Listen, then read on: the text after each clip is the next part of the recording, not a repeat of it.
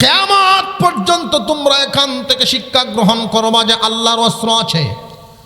মুসা আলাইহিস সালাম নিরুপায় হয়ে আল্লাহর দরবারে ডাক দেন, প্রভু হে, ফেরাউনের অস্ত্রও বেশি, সৈনিকও বেশি, আমার তো কিছুই নেই, কেমনে মোকাবেলা করি? মহান আল্লাহ ডাক দিয়ে বলেন, পয়গম্বর, চিন্তার কোনো কারণ নেই, ভাবনার কোনো কারণ নেই। তোমার অস্ত্র নেই, আমি আল্লাহর তো আছে। আমি যার পক্ষে থাকি আমার অস্ত্রও তার পক্ষে থাকে। আল্লাহকে যারা ভয় করেন আল্লাহ তাদের পক্ষ হয়ে যান। আল্লাহ রাব্বুল আলামিন অস্ত্র পাঠায় দিলেন। এক নাম্বার অস্ত্র, ফাআরসালনা আলাইহিমুত তুফান, তুফান নামক অস্ত্র পাঠায় দিলেন। রে তুফান, এক সপ্তাহ যুদ্ধ করবা, যেইভাবে পানির বেগ এইভাবে বাতাসের বেগ। আল্লাহ রাব্বুল আলামিন হুকুম জারি করে দিয়েছেন, মুসা বাহিনীর কোনো ক্ষতি করতে পারবা না, ফেরাউন বাহিনীর ছাড়বা না। পাশাপাশি জমি, পাশাপাশি বাড়িঘর, মুসা বাহিনীর কোনো ক্ষতি হয় না, কিন্তু ফেরাউন বাহিনীর অস্তিত্ব নাই। অবস্থা এমন হয়ে গেল, ফেরাউন বাহিনীর জমিন বন্যায় তলায় গেছে, মুসা বাহিনীর বন্যায় কোনো কিছুই হয় নাই।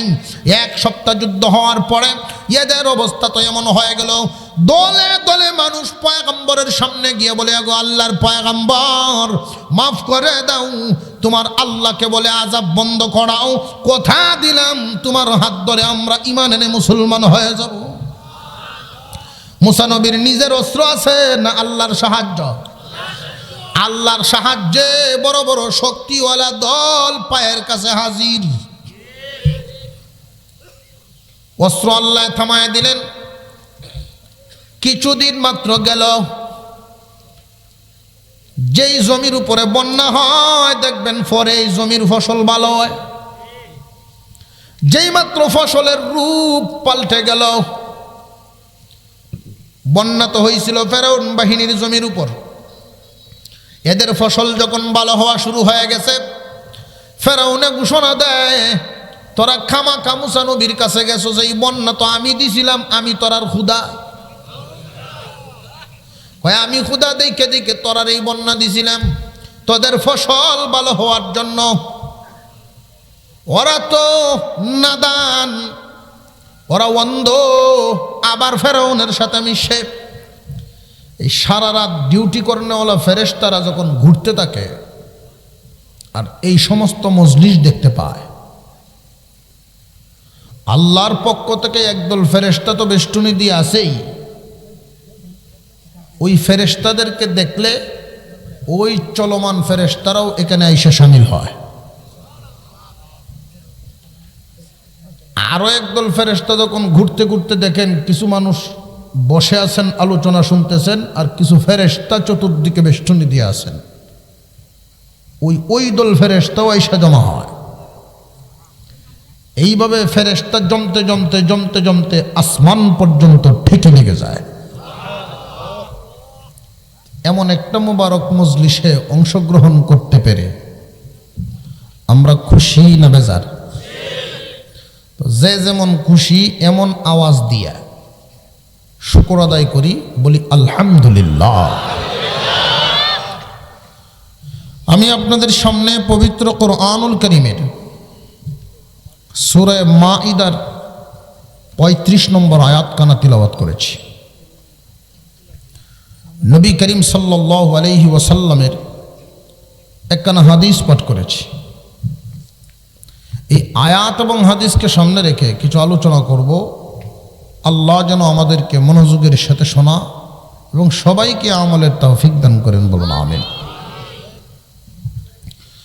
আমার তিলাওয়াতকৃত আয়াতে আল্লাহ পাক আসমানের নিচে যত মানুষ বসবাস করেন সমস্ত মানুষকে উদ্দেশ্য করে শব্দ ব্যবহার করেন নাই। তিনি ডাক দিয়েছেন, ইয়া আইয়ুহাল্লাযীনা আমানু, হে ঈমানদারেরা। আসমানের নিচে যত মানুষ বসবাস করে সবাই কি ঈমানদার না ঈমানদার ছাড়াও আছে? প্রথমত সমস্ত মানুষগুলো দুই ভাগে বিভক্ত। একদল মানুষ আস্তিক আর একদল মানুষ নাস্তিক। একদল মানুষ আল্লাহ বিশ্বাস করে, সৃষ্টিকর্তা বিশ্বাস করে, আর একদল মানুষ সৃষ্টিকর্তা বিশ্বাস করে না। যারা সৃষ্টিকর্তা বিশ্বাস করে না তাদেরকে নিয়ে আমাদের কোনো আলোচনা নেই, কারণ ওদের ব্যাপারে আল্লাহ নিজেই বলেন উলাইকা কাল আনআম বাল হুম আযাল্লু উলাইকা হুমুল গাফিলুন। ওরা চতুষ্পদ জানোয়ারের চেয়ে নিকৃষ্ট। চতুষ্পদ জানোয়ার যা আমরা দেখি, নিকৃষ্ট প্রাণী হিসাবে কোনটারে চিনি? কুকুর। এই কুকুরের চাইতেও ওরা নিকৃষ্ট। কেন? কুকুর তার মালিককে চিনে, ওরা তার মালিক চিনে না। আর একদল মানুষ সৃষ্টিকর্তা বিশ্বাস করে, ওরা হলো আস্তিক। তবে সমস্ত আস্তিকরা ইমানদার নয়। সৃষ্টিকর্তা বিশ্বাসকারী সবাই ইমানদার নয়। আবু জেহেলও বিশ্বাস করত আসমান জমিনের মালিক আল্লাহ, আবু জেহেলও বিশ্বাস করত। এজন্যই আমাদের নবীজিকে প্রশ্ন করছিল, মুহাম্মদ, আসমান জমিনের মালিক যে আল্লাহ, এ কথা আমিও মানি, তুমি কোন আল্লাহর দাওয়াত দাও? আসমান জমিনের মালিক যে আল্লাহ, এটা তো আমরা মানি, ইহুদিরা মানে, খ্রিস্টানরা মানে। কোন সেলুনে গিয়ে যখন চুল কাটবেন, সনাতন ধর্মী অনেক লোক আছে, তারাও সৃষ্টিকর্তা মানে। এমনকি আমরার সামনে তারা এই কথাও বলে যে আল্লাহ ছাড়া কোনো গতি নাই, আছে না নাই? তাই বলে কি উনি ইমানদার হয়ে গেল? না। আমাদের এখানে কয়েকটা কথা বোঝা দরকার। ইমানদার কাকে বলে? আপনাকে যদি কেউ জিজ্ঞাসা করে যে আপনি কি ইমানদার, আপনি বলবেন জি আমি ইমানদার। কেমনে? এই তো আটকে গেলাম। অনেকের উত্তর হইব যে আমার আব্বা ইমানদার আছেন, আম্বু ইমানদার। ঠিক না বেঠে? আব্বা ইমানদার আছেন দেখে যদি ফুত ইমানদার হয়, তাহলে তো নূহ আলাইহিস সালামের ছেলে কেনানো হইতো। ইমানের আলোচনা কোরআন হাদিসের বহু জায়গায় আল্লাহ করেছেন, রসুল বর্ণনা দিয়েছেন। একজন সাধারণ মানুষের জন্য কোরআন হাদিস সারা পড়া সম্ভব না, ইমানদারের সংজ্ঞা জানাও সম্ভব না। অথচ ইমানদার কাকে বলে এই কথাটা বাবার জন্য জানা যেমন জরুরি, ছেলের জন্য জানা তেমন জরুরি। সকলের জন্যই জানা জরুরি যে ইমানদার কাকে বলে। তামাম দুনিয়ার সমস্ত মানুষও যদি আপনাকে বলে যে আপনি কাফের, আর ইমানদার হওয়ার গুণগুলি যদি আপনার মধ্যে থাকে, আপনি বুকে হাত দিয়া বলবেন, যে শক্ত করে বলবেন, আমি কাফির নই, আমি মুমিন। আর আপনার মধ্যে যদি দোষ থাকে, গুণ না থাকে, তাহলে সারা দুনিয়ার মানুষও যদি শিল মারে, ভোট দেয়, দুনিয়ার মানুষ আপনাকে ইমানদার বলতে পারবে, আল্লাহর দরবারে মুমিনের কথায় নাম উঠবে না। উলামায়ে কেরাম সহজ করে দিয়েছেন ইমানদার কাকে বলে এই কথাটা জানা। আলেম উলামারা গবেষণা করে একটা কালিমার ভিতরে কথাগুলি বলে দিয়েছেন, এতে ছোট থেকে বুড়া, জোয়ান থেকে জওয়ানি, বাবা মা, সকল মানুষে যেন জানতে পারে ইমানদার কারে কয়। কয়েকটা কথায় সীমাবদ্ধ, এই কথাগুলির উপরে বিশ্বাস করার নাম হইল ঈমান। আমানতু বিল্লাহি ওয়া মালাইকাতিহি ওয়া কুতুবিহি ওয়া রুসুলিহি ওয়াল ইয়াউমিল আখির ওয়াল কদরি খাইরিহি ওয়া শাররিহি মিনাল্লাহি তাআলা ওয়াল বা'সি বা'দাল মাউত। ইমানে মুফাসসাল। আমানতু বিল্লাহ, আল্লাহর উপরে ঈমান আনলাম, সৃষ্টিকর্তার উপরে ঈমান আনলাম। এই যে সৃষ্টিকর্তার উপরে ঈমান আনলাম, এই সৃষ্টিকর্তা কি দেখা যায়? আবু জেহেল বলেছিল তোমার সৃষ্টিকর্তা কেমন? ও মুহাম্মদ, আমরাও আল্লাহ মানি, তুমিও আল্লাহর দাওয়াত দাও, তবে তোমার আল্লাহ কেমন আর আমরার আল্লাহ কেমন? ইহুদিরাও বলে আমরাও তো আল্লাহ মানি, আসমান জমিনের মালিক যে আল্লাহ এটা আমরাও মানি। খ্রিস্টানরাও বলেন আমরাও আল্লাহ মানি। যারা মূর্তি পূজা করেন, সনাতন ধর্ম পালন করেন, তারাও তো মানে সৃষ্টিকর্তা আছে না নাই? হয়তো এক এক দল এক এক মতে এক এক নামে ডাকেন। মহান মাওলাই কারীম সঠিক বিষয়টাকে প্রকাশ করার জন্য আল্লাহ পাক রব্বুল আলামিন আপনার আমার পয়গম্বরের উপরে সূরাতুল ইখলাস কারা নাজিল করলেন। কুল হুয়াল্লাহ সূরা, যেই সূরার নামই হলো ইখলাস। সূরাতুল ইখলাস, ইখলাস শব্দের অর্থই হলো খাঁটি করা, নির্ভেজাল করা। বিশ্বাসের মধ্যে ভেজাল থাকলে আল্লাহর কাছে গ্রহণযোগ্য নয়। মহান মাওলাই কারীমের ব্যাপারে অনেকের ধারণা অনেক রকম। কেউ একাত্মবাদে বিশ্বাসী, কেউ দ্বিত্ববাদে বিশ্বাসী, কেউ তৃত্ববাদে বিশ্বাসী, কেউ বহুত্ববাদে বিশ্বাসী। ইহুদিরা মনে করে আল্লাহর সন্তান উযাইর আলাইহিস সালাম, খ্রিস্টানরা মনে করে আল্লাহর সন্তান ঈসা আলাইহিস সালাম, মারিয়াম আলাইহাস সালাম আল্লাহর বিবি। তাহলে আল্লাহর সাথে শরীক করে আল্লাহর ব্যাপারে তাদের ধারণা হলো এমন। আল্লাহর ব্যাপারে তাদের ধারণা হলো আল্লাহ সন্তান জন্ম দিয়েছেন। ইহুদি এবং খ্রিস্টানদের এই প্রশ্নের জবাব মহান আল্লাহ এই সূরার ভিতরে দিয়েছেন। এবং যারা মূর্তি পূজায় বিশ্বাস করে, মূর্তি পূজারী যারা আছেন, এদের ব্যাপারেও আবু জেহেলের প্রশ্নের উত্তর আল্লাহ দিয়েছেন। আল্লাহর পয়গম্বরকে যখন প্রশ্ন করা হলো, মুহাম্মদ তোমার আল্লাহ কেমন আর আর আমরার আল্লাহ কেমন? আসমান জমিনের মালিক তো আল্লাহ, এটা আমরাও মানি, তুমিও মানো, তবে তোমার আল্লাহ কেমন? তুমি যে আল্লাহর দাওয়াত দাও, কেমন বৈশিষ্ট্য বর্ণনা করো। আমার নবী তো নিজের মত থেকে কিছুই বলতেন না। মুহাম্মদ হরগিজ না গুফতা তা না গুফতা জিবরাইল, মুহাম্মদ হরগিজ না গুফতা তা না গুফতা জিবরাইল, জিবরাইল হরগিজ না গুফতা তা না গুফতা রব্বুল জলিল। মুহাম্মদ কিছুই বলতেন না যতক্ষণ না জিবরাইল আলাইহিস সালাম বলে দিতেন। জিবরাইল আলাইহিস সালাম কিছুই বলতেন না যতক্ষণ না আল্লাহ বলে দিতেন। মুহাম্মদ তো কিছুই জানেন না, আল্লাহ যদি না জানান। কথা বুঝে আসতেছে? আকীদা ঠিক রাখতে হবে। অনেক মানুষ এমন আকীদা পোষণ করে আল্লাহ যা জানেন, নবীগণ তা জানেন, নবীও তা জানে, এইরকম আকীদা বিশ্বাস।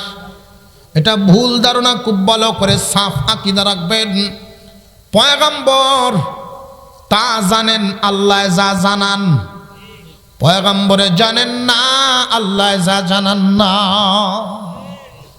আল্লাহর নবীকে আল্লাহ যা জানান, নবী তা জানেন।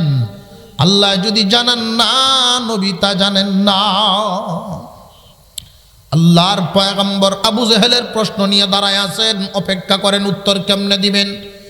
মহান মাওলাই কারীম উত্তর দেওয়ার জন্য, ইমানকে খাঁটি করার জন্য, ইমানকে সহি শুদ্ধ করার জন্য, বিশ্বাসকে খাঁটি করার জন্য সূরা ইখলাস নাজিল করেন। কুল হুয়াল্লাহু আহাদ আল্লাহুস সামাদ লাম ইয়ালিদ ওয়া লাম ইউলাদ ওয়া লাম ইয়াকুল লাহু কুফুয়ান আহাদ। ও পয়গম্বর, আপনি জানায় দিন আল্লাহ আহাদ, আল্লাহ হলেন একক।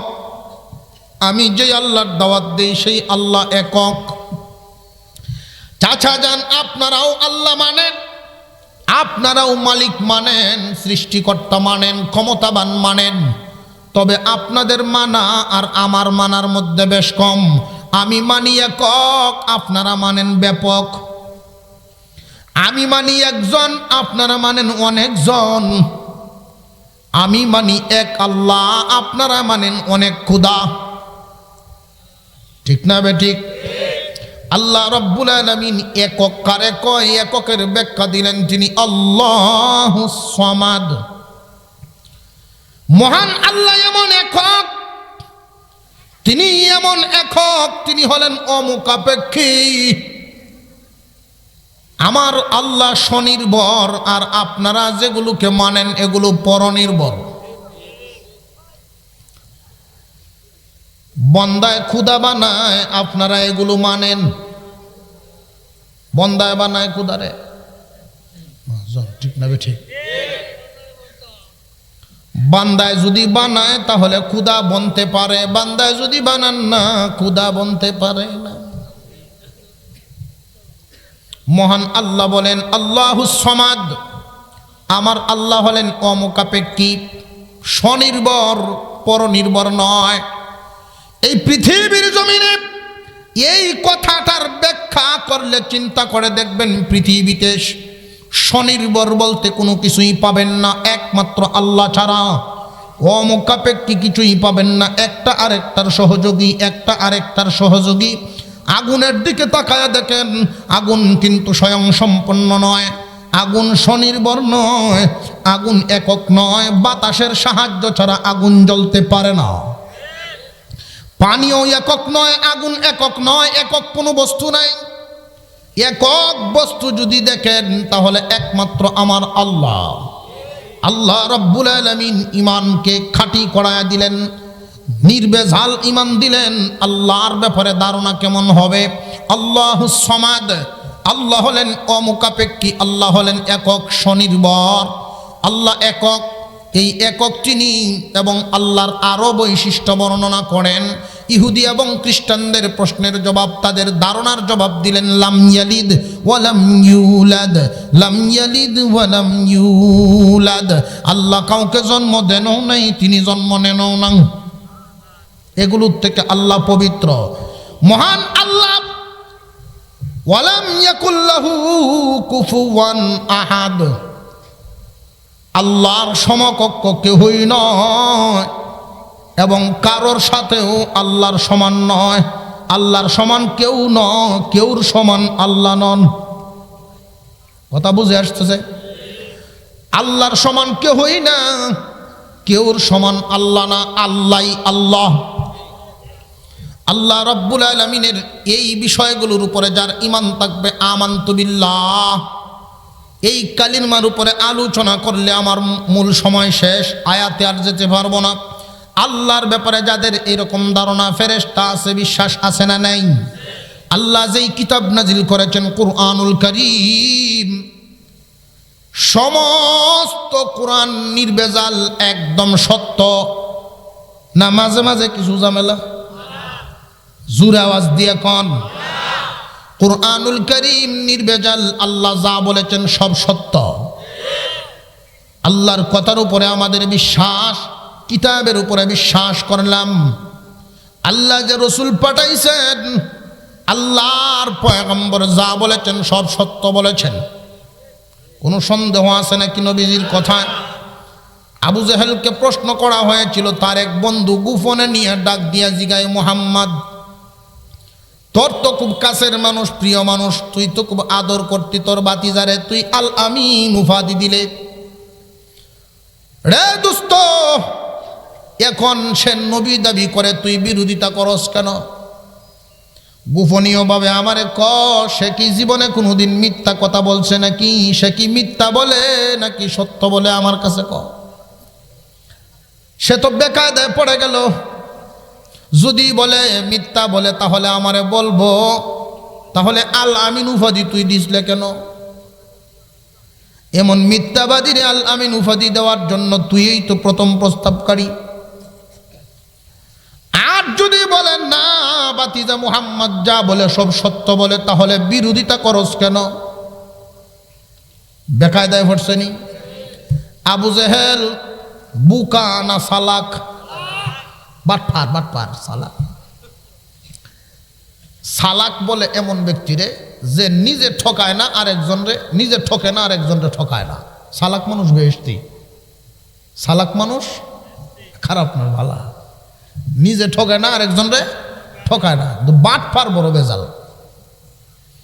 আবু জাহেল বুঝে লাইছে, বেকায়দায় পড়ে গেলাম। সে এমন এক উত্তর দিল, আমার ভাতিজা মুহাম্মদ 40 বছর বয়সের আগে যা বলতো সব সত্য বলতো, এজন্য আলামিন কইছিলাম, কিন্তু 40-এর পরে যা কয় বেজাল। উত্তর দিছে, কিন্তু বাস্তব সত্য কথা কি? 40-এর আগে যা বলতেন তা সত্য বলতেন, 40-এর পরে যা বলেন ডাবল সত্য বলেন। যে ডাবল কেন? যে 40-এর আগে যা বলতেন নিজের পক্ষ থেকে বলতেন, আর 40 বছর বয়সের পরে যা বলেন আল্লাহর পক্ষ থেকে বলেন। রসুলের বাণীর উপরে আমাদের কোনো সন্দেহ আছে নাকি? আল্লাহর রসুল সত্য, রসুলের বাণী সত্য। তকদিরের উপরে বিশ্বাস আমাদের আছে না নাই? ভালো মন্দ কার পক্ষ থেকে? পরকাল আছে না নাই? এই কথাগুলোর উপরে পরিপূর্ণ বিশ্বাস করার নামই হলো ঈমান। এই কথাগুলোর উপরে বিশ্বাস আমাদের কার কার আছে? আল্লাহ কবুল করো, বলুন আমিন। আরো জোরে বলেন আমিন। হাত নামা। তাহলে বোঝা গেল, আমি যে আয়াতে কারিমা আপনাদের সামনে তিলাওয়াত করেছি, আসমানের নিচে সমস্ত মানুষকে আল্লাহ ডাক দেন নাই, তবে আমরা এখানে যারা আছি আমাদেরকে ডাক দিয়েছেন। আমরা আল্লাহ ডাক দিয়েছেন, আমাদের সাথী সঙ্গী তো আরো আছে, তবে উপস্থিত আমরা যারা আছি আমাদেরকে ডাক দিয়ে আল্লাহ বলেন, ইয়া আইয়ুহাল্লাযীনা আমানুত্তাকুল্লাহা ওয়াবতাগু ইলাইহিল ওয়াসিলা ওয়াজাহিদু ফি সাবিলিহি লাআল্লাকুম তুফলিহুন। হে ঈমানদারেরা, মানে কারা? আমরা। আল্লাহ পাক রব্বুল আলামিন আমাদেরকে ডাক দিয়ে বলেন, লাআল্লাকুম তুফলিহুন, অবশ্যই তোমরা সফল কাম, তোমরাই বিজয়ী। চিন্তার কোনো কারণ নাই, ভাবনার কোনো কারণ নাই। কেউ তোমাদেরকে শাসন করতে পারবে না, কেউ তোমাদের চোখের পানি জড়াইতে পারবে না, কেউ আঘাত দিতে পারবে না, তোমাদের উপরে কেউ আঙুল নাড়াইতে পারবে না। মহান আল্লাহ পাক রব্বুল আলামিন সবকিছুর মালিক যিনি, তিনি ঘোষণা দেন, ঈমানদারেরা তোমাদের সফলতা ইহকালেও তোমরা সফল, পরকালেও তোমরা সফল। চিন্তার কোনো কারণ নাই, ভাবনার কোনো কারণ নাই। আল্লাহ রব্বুল আলামিন বলেন, তোমরাই সফল কাম, তোমরাই বিজয়ী। আমি আল্লাহ ঘোষণা করে দিলাম, কোনো সন্দেহর কারণ নাই। কিন্তু এমনি হবে না, বাস্তবতার সাথে মিলাইলে দেখা যায় পুরোপুরি উল্টা। আল্লাহ ডাক দিলেন ঈমানদারদেরকে, তিনি ঘোষণা দিলেন ঈমানদার সফল কাম। বিশ্বের শাসন ক্ষমতা, রাষ্ট্রের শাসন ক্ষমতা, আঞ্চলিক শাসন ক্ষমতা, সব কিছু ঈমানদারদেরকে আল্লাহ পাক দান করেছেন। ঈমানদার যারা হবেন, মহান মাওলাই করিম একজন ঈমানদারের খাতিরে আসমান জমিন কুল কায়নাত ঠিক রাখবেন। একজন ঈমানদার থাকবে না, কোনো কিছুই থাকবে না। তাহলে ঈমানদারের প্রতি আল্লাহ কি নারাজ না খুশি? মহান আল্লাহ ঈমানদারের প্রতি খুশি। বেশি ঈমানদারের দুনিয়ায় বর্তমান জামানায় ঈমানদারের সংখ্যা, মুসলমানের সংখ্যা কি কম না বেশি? তামাম পৃথিবীর জমিনে প্রায় 200 কোটি মুসলমানের মতো হয়ে গেল। এত বেশি মুসলমানের দুনিয়ায় মুসলমানরা আজকে লাঞ্ছিত, বঞ্চিত, অপমানিত কেন? আঞ্চলিকভাবে দেখেন, রাষ্ট্রীয়ভাবে দেখেন, আন্তর্জাতিকভাবে দেখেন, মুসলমানদেরকে কোণঠাসা করে রাখা হয়। মুসলমানদের বিদ্বেষী যারা, ইসলাম বিদ্বেষী যারা হয়, তারা একই প্লেটে খানা খায়, একসাথে তারা চলতে পারে, একসাথে চলে, তারা এক সুতুই গাতা, একে অপরের সাথে সঙ্গবদ্ধ হইয়া বিভিন্ন সংগঠনও করিয়া থাকে। তাদের লক্ষ্য উদ্দেশ্য একটাই, মুসলমান কেমনে নিধন করা যায়, মুসলিম নিধন করা এদের উদ্দেশ্য। ও আল্লাহ, আপনি ঘোষণা দিলেন ইমানদারের চিন্তা নাই, ইমানদারের সফলতা তাহলে এই অবস্থা দুনিয়াতে বিরাজ করে কেন? এমন একটা সময় তো আমরা দেখেছি, এমন একটা সময় আমরা দেখেছি মুসলমানদের আঙুলের ইশারায় অর্ধেক পৃথিবী চলে। এমন ইতিহাস আছে না নাই আমাদের? আল্লাহ রাব্বুল আলামিন বলেন, বান্দারে আমি আল্লাহ ঘোষণা দিলাম তা সত্য। মহান মাওলা তো এমন কোন রাজনৈতিক নেতা না যে ভাষণ দিলেন সত্য দিয়া দিলেন পরে ওই লোক নইলে নেই, এমন নাকি? মহান আল্লাহ তিনি যা বলেন তাই ঘটে, তাই সত্য। আল্লাহ পাকের ওয়াদার মধ্যে কোনো সন্দেহ শোভা আছে নাকি? মহান আল্লাহ ওয়াদা দিয়েছেন, হে ইমানদারেরা, ইহকাল বলো পরকাল বলো উভয় জাহানি তোমরাই সফল কাম। কিন্তু এই জায়গায় গন্ডগোল কেন? কেন হিসাব মিলে না? তার কারণটা কি? মহান মাওলাই করিম এই আয়াতের মধ্যে 5টা অংশ ব্যবহার করেছেন। 5টা অংশ খুব ভালো করে বুঝেন। এই যে অংশগুলো আমি বাক করি, ইয়া আইয়ুহাল্লাযীনা আমানু ইত্তাকুল্লাহ ওয়াবতাগু ইলাইহিল ওয়াসিলা ওয়াজাহিদু ফি সাবিলিহি লাআল্লাকুম তুফলিহুন। 5টা অংশ। প্রথম নাম্বার ডাক দিলেন ইমানদার বলে, শেষের অংশে তিনি যা বর্ণনা করেন বদলা দিলেন, তিনি সুসংবাদ দিলেন তোমরা সফল কাম, তোমরাই বিজয়ী তিনি ঘোষণা দিলেন। কিন্তু মাঝখানে 3টা অংশ আছে না নাই? এই 3টা অংশ হলো শর্ত। যেই যুগের মুসলমান 3টা শর্ত মানতে পারবে, আমি আল্লাহ এই দুনিয়ার রাজত্বও তাদের হাতে উঠায়া দিব। যেই যুগের মুসলমানেরা 3 শর্ত পালন করবে না, আমি আল্লাহ এদেরকে নিরাপত্তা দিব না, শান্তি দিব না। এই দুনিয়ার সুখ শান্তি আরামায়াস ওরা পরিপূর্ণ পাবে না। ওদের মধ্যে ভয় বিরাজ করবে, পরিপূর্ণ সুখ শান্তিতে বসবাস করতে পারবে না। ব্যক্তিগতভাবে অশান্তি ভোগ করবে, পারিবারিকভাবে অশান্তি ভোগ করবে, আঞ্চলিকভাবে অশান্তি ভোগ করবে, রাষ্ট্রীয়ভাবে অশান্তি ভোগ করবে, এমনকি আন্তর্জাতিকভাবে তারা অশান্তির আগুনে জ্বলবে। এই 3টা শর্ত যেই যুগের মানুষ পালন করবে, তারে ব্যক্তিগত শান্তি নিরাপত্তা দেওয়া হবে, পারিবারিক নিরাপত্তা দেওয়া হবে, আঞ্চলিক নিরাপত্তা দেওয়া হবে, রাষ্ট্রীয় নিরাপত্তা দেওয়া হবে, এমনকি আন্তর্জাতিকভাবেও এদেরকে সফলতা দেওয়া হবে। শর্ত কয়টা? 3টা শর্ত। মহান মাওলাই করিম বলেন, ইয়া আইয়ুহাল্লাযীনা আমানুত্তাকুল্লাহ। 1 নাম্বার, হে ইমানদার তোমরাই সফল কাম, তোমরাই বিজয়ী। কেউ তোমাদের উপরে শাসন ক্ষমতা গোড়াতে পারবে না। 3টা শর্ত পালন করো। 1 নাম্বার শর্ত হলো আল্লাহকে ভয় করো। 1 নাম্বার শর্তটাই হলো আল্লাহকে ভয় করো। আল্লাহকে ভয় করনেওয়ালা জাতি আমরা এখানে আসি না? নেই? আসি তো? সত্যি? কে কে আল্লাহকে ভয় করেন? সুবহানাল্লাহ ওয়া বিহামদিহি। হাত নামা। লম্বা হয়ে যায় আলোচনা, আবার আর এক জায়গায় দাওয়াত রেখে বসে।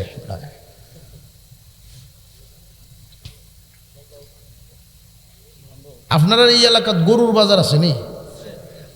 গরুর বাজার সবচেয়ে বড় গরুর বাজারটার নাম কি? এটা তো আমার চিনি, চিনাখান্দি তো আমিও চিনি। গরুর বাজারে দেখবেন অনেক মানুষ এমন আছে, গরুর বাজারে সরল সহজ মানুষ গরু নিয়ে আইছে। যারা গরুর বাজারে গরু কিনতে যায় ওরা সাধারণত 3 দলে বিভক্ত। একদল মানুষ গরু কিনে দুধ খাওয়ার জন্য, আরেক দল মানুষ গরু কিনে হাল চাষ করার জন্য, আরেক দল মানুষ গরু কিনে বেশি খাওয়ায়া মুঠা তাজা করে বেশি লাভ করে বেচার জন্য। এর বাইরে তো কেউ নেই। তো একজন লোক দাওয়াতে তাবলীগে সময় দিছে, আল্লাহওয়ালা মানুষ। উনি গরু যখন নিল বাজারে, পাগড়ি বান্ধে ওরা খারাইছে খুব উঁচা জায়গাত।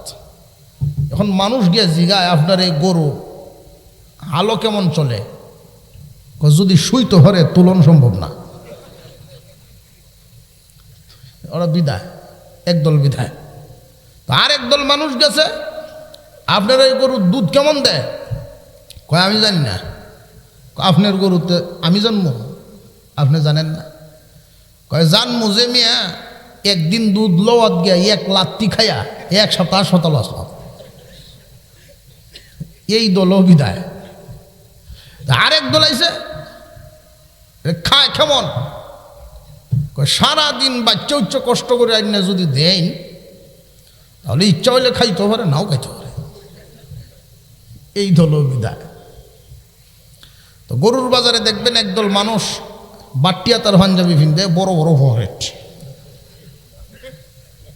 এরারে আমরা এলাকার বাসায় গরুর দালাল, দালালই হয়।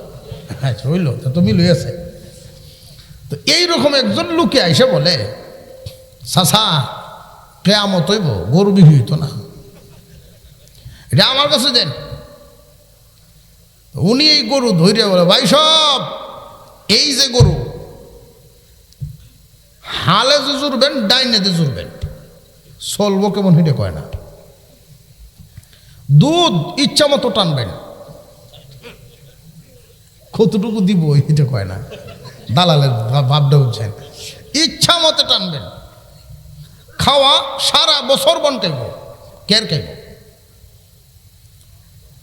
এরকম একটা খাওয়াইয়া গরু আর জগত ভাবেন না, এরকম খাওয়াইয়া গরু সারা বাজারও নাই।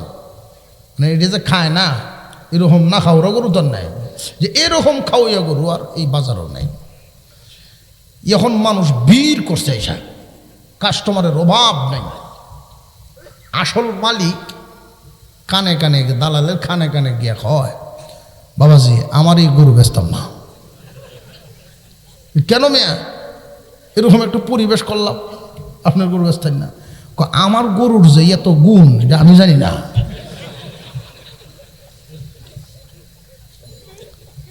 এই দালালের জবাব দেয় যা গুণ বলছি একটা গুণও তো আপনার গরুত নাই, সব আমার মুখ।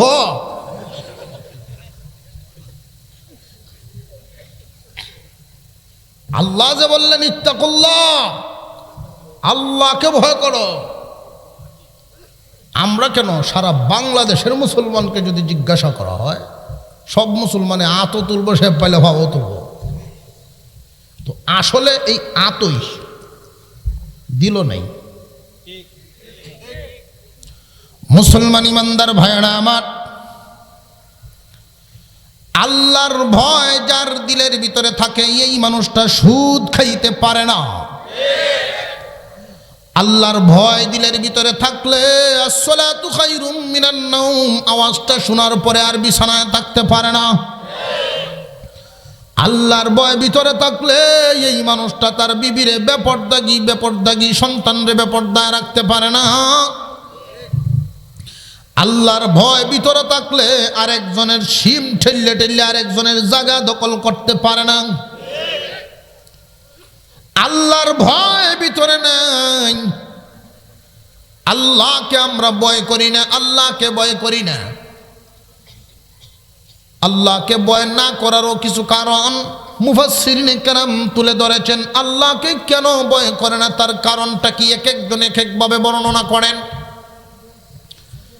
আমাদের মানুষের স্বভাব হলো ভয় করি আমরা একজন আর একজনকে, একটা গ্রাম আর একটা গ্রামকে, একটা গোষ্ঠী আর একটা গোষ্ঠীকে, বা একটা দেশ আর একটা দেশকে ভয় করে দুই কারণে, হয়তো অস্ত্রের কারণে না হয় সৈনিকের কারণে।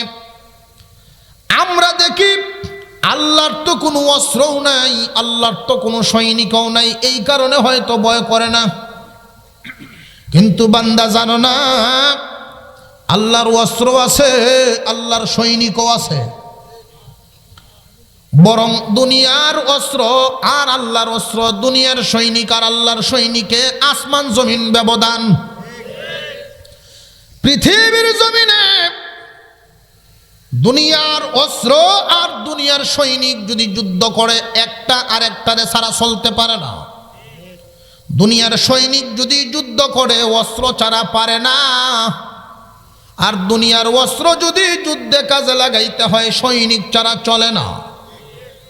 কিন্তু আল্লাহর অস্ত্র আর আল্লাহর সৈনিকের মধ্যে বেশ কম হলেও আল্লাহর অস্ত্র যদি যুদ্ধ করে সৈনিক লাগে না, আল্লাহর সৈনিকেরা যুদ্ধ করলে অস্ত্র লাগে না। হইতাম নি দুই একটা বলুন না। মহান মাওলাই করিম সূরা আরাফ 133 নম্বর আয়াতে আল্লাহ বলেন, فأرسلنا عليهم الطوفان والجراد والقمل والضفادع والدم آيات مفصلات فاستكبروا وكانوا قوما مجرمين। আল্লাহ পাক রব্বুল আলামিন ওই দিনের ঘটনাটা তুলে ধরেন আমাদের কুরআনুল কারীমের ভিতরে। কিয়ামত পর্যন্ত তোমরা এখান থেকে শিক্ষা গ্রহণ করবা যে আল্লাহর অস্ত্র আছে।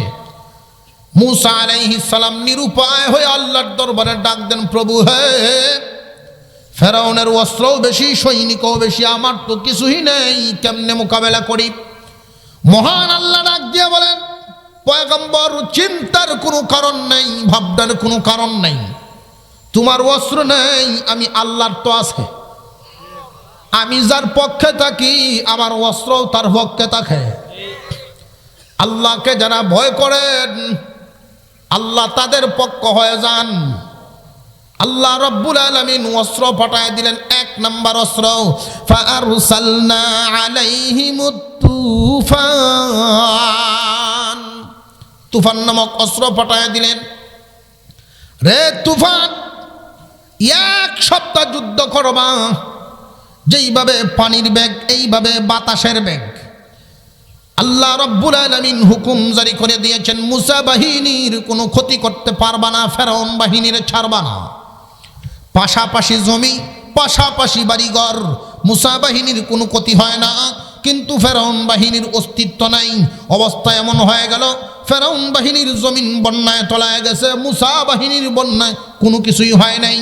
এক সপ্তাহ যুদ্ধ হওয়ার পরে এদের অবস্থা তো এমন হয়ে গেল, দলে দলে মানুষ পয়গম্বরের সামনে গিয়ে বলে, গো আল্লাহর পয়গম্বর, মাফ করে দাও, তোমার আল্লাহকে বলে আযাব বন্ধ করাও, কথা দিলাম তোমার হাত ধরে আমরা ঈমান এনে মুসলমান হয়ে যাব। মুসা নবীর নিজের অস্ত্র আছে না আল্লাহর সাহায্য? আল্লাহর সাহায্যে বড় বড় শক্তিওয়ালা দল পায়ের কাছে হাজির। অস্ত্র আল্লাহ থামায় দিলেন। কিছুদিন মাত্র গেল, যেই জমির উপরে বন্যা হয় দেখবেন পরে এই জমির ফসল ভালো হয়। যেই মাত্র ফসলের রূপ পাল্টে গেল, বন্যা তো হয়েছিল ফেরাউন বাহিনীর জমির উপর।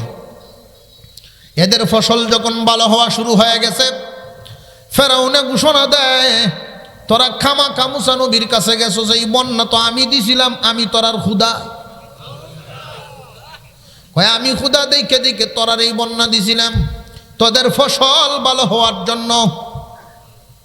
ওরা তো নাদান, ওরা অন্ধ, আবার ফেরাউনের সাথে মিশে মুসা নবীর বিরুদ্ধে যুদ্ধ করবে। পয়গম্বর আল্লাহর দরবারে বলেন, প্রভু হে, আবার তোমরা আমার বিরুদ্ধে যুদ্ধ করবে, আমি কেমনে এদের মোকাবেলা করব? আল্লাহ পাক রব্বুল আলামিন বলেন, পয়গম্বর, চিন্তার কোনো কারণ নাই, আমি আল্লাহর অস্ত্রের কোনো শেষ নাই। فأرسلنا عليهم الطوفان والجراد, জারাদ নামক একটা প্রাণী পাঠায় দিলেন, পঙ্গপাল। আল্লাহ পাক রব্বুল আলামিন যেই ফসল দিছিলেন এই ফসল আবার নষ্ট করে ফেললেন পঙ্গপাল দিয়া। এমন ভাবে নষ্ট করলেন, গাছ আছে ঠিকই কিন্তু ফসল নাই। এই মানুষগুলো তাদের খুদার দরবারে গেছে, তাদের খুদাকে, ও খুদা, এখন কোন বাহিনী ফাটাইলেন ফসল দিয়ে নষ্ট করলো? কইতা আমার টেন হয়ে গেছে না? কই, অসুবিধা নাই, তোমরা আমি বসায় বসায় খাওয়াইমু, ফসল না হইলেও। যেই বছর না হইলে মানলাম, খাওয়াইলে না, আগামী বছর কি হইব? যে আমি 2 বছর পর্যন্ত বসায় তোদেরকে খাওয়াইতে পারবো, গুডাউনে জমা আছে। একদল মানুষ দাঁড়ায় বলেন, বুঝে ফেলছি তোমার ক্ষমতা 2 বছর পর্যন্ত, 3য় বছর কে খাওয়াইব? আর একটু জোরে কর না আল্লাহু আকবার। বুঝে লাইছি তুমি খুদা না, তুমি হুদা, কিচ্ছু নাই তোমার ভিতরে। ওরা ফেরাউনের সামনেই স্লোগান দিয়ে চলে যায় মুসা নবীর দরবারে, পয়গম্বরের হাত ধরে একসাথে মানুষ মুসলমান হইয়া যায়। ফেরাউনের রাগ কি কমছে না আরো বাড়ছে? আল্লাহ বলেন চিন্তার কোনো কারণ নাই, ভাবনার কোনো কারণ নাই। ওরা মিটিং করবে আপনার বিরুদ্ধে যুদ্ধ করার জন্য। মিটিং সালিশ মিটিং হইতেই আমি আল্লাহ দিব না, আর এক অস্ত্র পাঠায় দিলেন।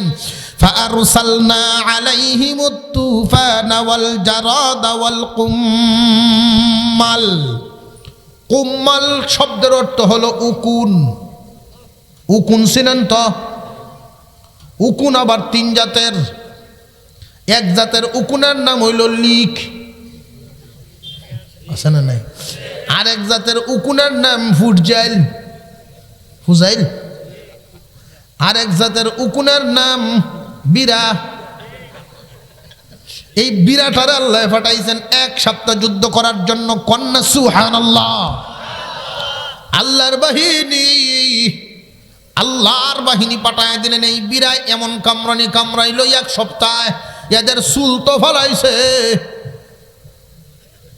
ব্রো সহ ফালাই দিছে। ব্রো নাই, ব্রো সারা মানুষ সকালবেলায় উইটা স্বামী স্ত্রীরে চিনে না, স্ত্রী স্বামীকে চিনে না। একজন সৈনিক আর একজন সৈনিকের মোকাবেলায় যখন সামনাসামনি হয়, কয় তুই কেডা, তুই তো মুখ না রে।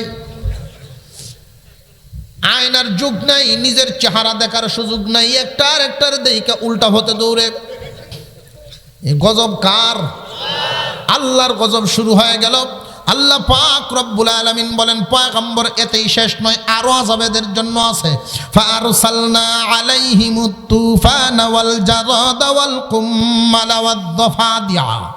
দাফাদিয়া শব্দের অর্থ হইল ব্যাঙ। এই ব্যাঙকে আল্লাহ হুকুম দিলেন যুদ্ধ করার জন্য। ব্যাঙে মিটিং করে, সুবহানাল্লাহ। ব্যাঙে মিটিং করে, ব্যাঙে বলে আমাদের পূর্বে যারা যুদ্ধ করে গেছে অস্ত্রগুলো প্রত্যেকেরই নিজস্ব ক্ষমতা আছে। তুফানের ক্ষমতা আছে, তার গায়ে শক্তি আছে, বাতাস দিয়ে বাড়িঘর গাছপালা ভাঙতে পারে, পঙ্গপাল পুখা ফসল কাটতে পারে। উকুনের ক্ষমতা আছে, রক্ত চুষতে পারে, চুল ফেলায় দিছে। কিন্তু আমরা যে ব্যাঙ, আল্লাহ আমরার হুকুম দিলেন নবীর পক্ষে যুদ্ধ করার জন্য। আমরা তো মুখে ক্ষমতা নেই, গায়েও ক্ষমতা নাই। শুনছেন জীবনে ব্যাঙের কামড়ে রুগী হাসপাতাল? শুনছেন জীবনে? কিন্তু ব্যাঙে বলে আমরা কেমনে কি করি, কামড় দিলেও লাভ নেই, তাফরাইলেও তো কামাইতো না। ব্যাঙের তাফর ব্যাঙের সভাপতি একটা সিদ্ধান্ত দিল, একটা কাজ করিল। মানুষ সৈনিকেরা যুদ্ধ করলে দুই ধরনের শক্তি লাগে। একটা হলো শারীরিক শক্তি, যেটা ঠিক থাকে খাদ্যের মাধ্যমে, আর একটা হলো মেধা শক্তি, যেটা ঠিক থাকে ঘুমের মাধ্যমে। আমরা এদের খাওয়ায় ব্যাঘাত ঘটাইব যাতে শারীরিক শক্তি না পায়, ঘুমে ব্যাঘাত ঘটাইব যাতে মাথা ঠিক না থাকে। সুবহানাল্লাহ। তাফসীরে মারিফুল কোরআনের মধ্যে উল্লেখ করা হয়েছে, যেই মাত্র ওরা খানা খাইতে যায়, পাতিলের ডাকনা সরাইয়া দেখে খাদ্য সব ব্যাঙের দখলে। লাফালাফি করবে, খাওয়ানোর কোনো সুরত নাই। যা দেখি ঘুমাইতে গেছে, খাটের উপরে 1 ফুট ব্যাঙের টাল। গুসার সুদে কয় আত্মীয় বাড়ির যাই মুখে বাড়ি ঘর সাইডে দিব। আত্মীয় বাড়িতে যাবে, জামা টান দেয়, পকেট ভর্তি ব্যাঙ, যাস কই। এই আযাব কার? আল্লাহর অস্ত্র আছে না নেই? শুধু কয়েকটা বললাম। আসমানের নিচে, জমিনের উপরে, আসমানের নিচে, জমিনের উপরে যতটা প্রাণী, প্রত্যেকটা প্রাণী আল্লাহর এক একটা অস্ত্র। আল্লাহর অস্ত্র আছে না নেই? এই অস্ত্রগুলো যুদ্ধ করলে কি সৈনিক লাগবে নাকি? না, অস্ত্র নিজেই যুদ্ধ করতে পারে। রে মানুষ, মহান মাওলায়ে কারীম বড় কোনো অস্ত্র ব্যবহার করা লাগবে না। আল্লাহ যদি পিঁপড়াকে মানুষের বিরুদ্ধে লেলায় দেন, মানুষ বসবাস করা সম্ভব হবে না। মহান মাওলাই কারীম, মহান মাওলাই কারীম এই জন্যই বলেন ইত্তাকুল্লাহ, আল্লাহকে ভয় করো। আল্লাহর অস্ত্র আছে, আল্লাহর সৈনিকও আছে। আল্লাহর সৈনিকগুলোর ব্যাপারে একটু আলোচনা করি। আল্লাহর সৈনিক কি পরিমাণ, অসংখ্য অগণিত, অসংখ্য অগণিত ফেরেশতা মহান আল্লাহর এক একজন সৈনিক। আর সমস্ত সৈনিকের কমান্ডার জিবরাইল আলাইহিস সালাম। জিবরাইল আলাইহিস সালাম সমস্ত সৈনিকের কমান্ডার। শুধু কমান্ডারের ক্ষমতাটা শুনেন, সমস্ত সৈনিকের যিনি প্রধান, ওই সেনা প্রধানের শক্তিটার ব্যাপারটা একটু জানিয়ে লন। সিত্তুমিয়াতি জানাহিন, 600 নূরের পাখা। 2টা পাখা যদি এভাবে ছড়ায় দেন, মাশরিক থেকে মাগরিব, শিমাল থেকে জুনুব পর্যন্ত তামাম পৃথিবী ভরপুর হয়ে যায়। সূর্যের আলো জমিনে পড়ার জায়গা থাকে না। 2টা পাখা যদি এইভাবে ছড়ায় দিলে তার এই হালত হয়। এমন একটা ফাঙ্কা দিয়া যদি এইভাবে আঘাত দেয়, লাল সামরার বাহিনীর কোনো বিল্ডিং থাকবো?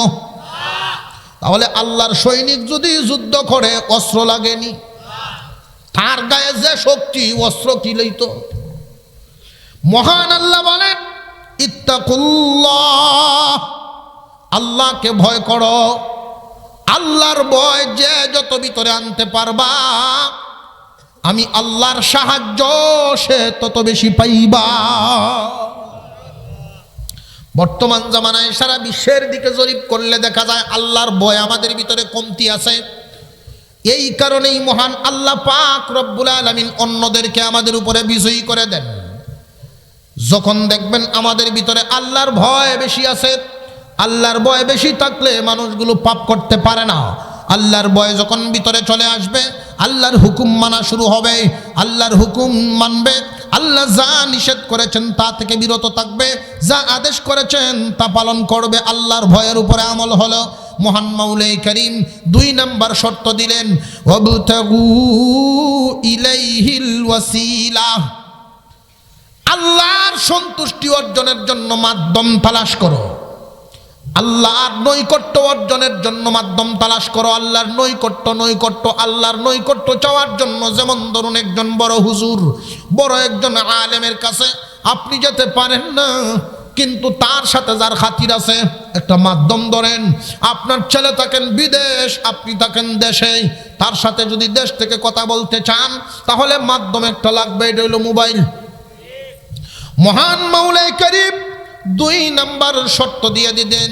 2 নম্বর শর্ত দিলেন, বান্দারে যখন তোমার মধ্যে 1 নম্বর গুণটা চলে আসবে, আল্লাহ যা নিষেধ করেছেন তা থেকে তুমি নিজের বিরত রাখো, আল্লাহ যা আদেশ করেছেন তা তুমি পালন করো। এই গুণগুলো যখন চলে আসবে তখন তুমি মাধ্যম তালাশ করবা। অর্থাৎ এই গুণটা কখন চলে আসে? আল্লাহ যা নিষেধ করেছেন হারাম কাজ থেকে নিজের বাঁচায়া রাখো। আল্লাহ যা আদেশ করেছেন ফরজ ওয়াজিব সুন্নতে মুআক্কাদা, ফরজ ওয়াজিব সুন্নতে মুআক্কাদা, এইগুলোর উপরে যখন তোমার আমল চলে আসবে তখন মাওলাই কারীম বলেন ওয়াবতাগু ইলাইহিল ওয়াসিলা, আল্লাহর নৈকট্য অর্জনের জন্য মাধ্যম তালাশ করো। ওলি হওয়ার জন্য মাধ্যম তালাশ করো। ওলি হওয়ার জন্য মাধ্যম অর্থাৎ ওভার ডিউটি করো। ওভার ডিউটি করো। ওভার ডিউটি যে যত বেশি করবা আল্লাহর নৈকট্য তত বেশি পাইবা। মুসলমান ইমানদার ভাইরা আমার, মাদ্রাসার দিক লক্ষ্য করে আমি একটা বিষয় আলোচনা আপনাদের সামনে তুলে ধরতে চাই।